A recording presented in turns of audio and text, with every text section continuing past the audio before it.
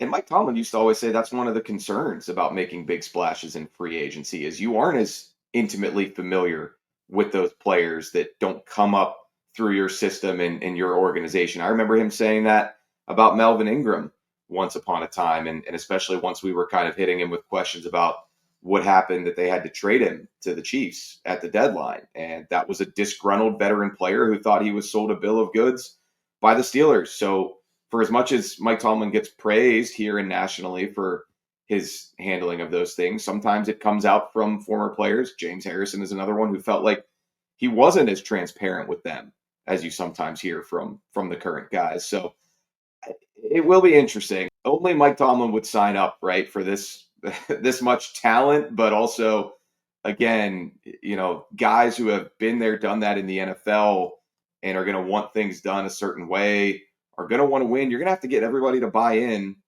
Now, partially that's what the money's for. We Right. pay you, you give us your best, you fall in line. But we know it doesn't always work that way in the NFL. It doesn't It always definitely work that does not. way in professional sports anywhere. So, you've got DK Metcalf, Jalen Ramsey, Aaron Rodgers. Again, yeah, Darius Slay. All of these guys who they have no history with the Steelers. Sure, that like we heard Rodgers talk about all the Western PA people in his life, and they've had a huge, profound impact on him, so he appreciates it.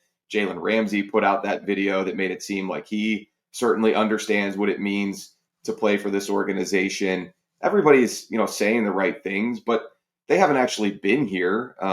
They don't actually have anything invested in Steelers football. I am curious to see is this going to be a unit that comes together and everybody's vibing with each other well, or is it going to be a bunch of mercenaries who are here and they're here for the money and they'll see what happens in what's going to be an uphill battle in this division in this conference as well.